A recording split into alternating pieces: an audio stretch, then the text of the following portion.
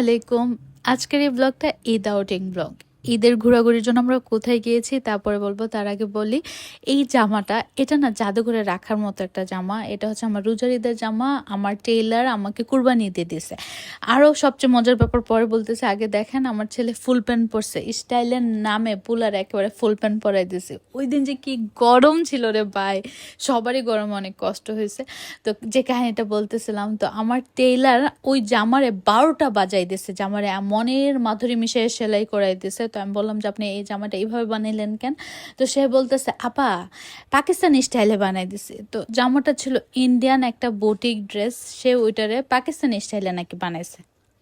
মেজাজটা যে খারাপ হয়েছে আমার, জামাটা পইরা এত বাজেভাবে স্টিচ হয়েছে। মানে ভালো হয়েছে আমি রোজার ঈদে জামা পরি নাই, যা হয় ভালোর জন্য হয়। আর হচ্ছে আমরা চলে যাই ঘুরতে হচ্ছে শেফস টেবিলে, কারণ নর্মালি ঈদের সময় সব রেস্টুরেন্ট অনেক ক্রাউডেড থাকে। সো আমরা ক্রাউডটাকে অ্যাভয়েড করার জন্য শেফস টেবিলে যাই, কিন্তু যা ওইখানেও অনেক ক্রাউড ছিল, কারণ এটা ঈদের তৃতীয় দিন ছিল।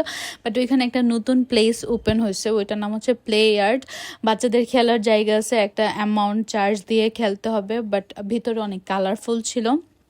তো আমরা বাইরে বের হই, কারণ সব আমি আবার সুমাপু, ভাইয়া, রূপকথা, প্রার্থনা সবাইকে আমার সাথে নিয়ে যায়, কারণ শেফস টেবিলে কান্ট্রি সাইড যেটা, ওইখানে এই যে এই দুইটা মানুষকে চিনতে পারছেন, এই যে রূপকথা আর প্রার্থনা, এই গরমের মধ্যে ছবি তুলতে তুলতে জান দিয়া দিতেছে। এটাই মেয়েদের জীবন, এইটাই মেয়েদের জীবন। তো আমরা শেফস টেবিলে আমি সবাইকে নিয়ে গেছি, কারণ শেফস টেবিলে আমার ছেলেটা অনেক এনজয় করে। এই যে তার সবচেয়ে পছন্দের হচ্ছে স্লাইড। মানে সে স্লাইড দেখলে পারে না, বেহুশ হয়ে যাইতে আর কি।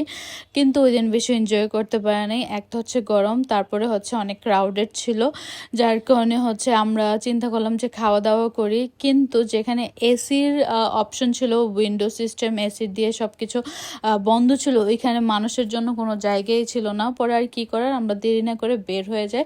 অনেক চিন্তা করতেছিলাম যে কোথায় খাওয়া যায়, কোথায় খাওয়া যায়। পরে আমরা সবাই ফাইনাল করলাম যে আমরা বেলি রোডের মেড শেফে যাব।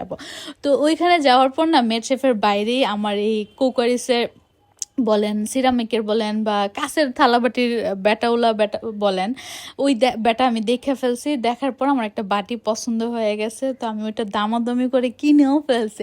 মানে এগুলা দেখলে এখন আমার লিটারেলি আমার মাথা নষ্ট হয়ে যায়। কি যে মজা! আজলান কিন্তু সুযোগের সদ্ব্যবহার করে ফেলছে। কোল্ড ড্রিঙ্কস দেখে এমন কান্নাকাটি শুরু করছে, রেস্টুরেন্টের মধ্যে মান সম্মান বাঁচানোর জন্য ওরে দেওয়া হয়েছে আর কি।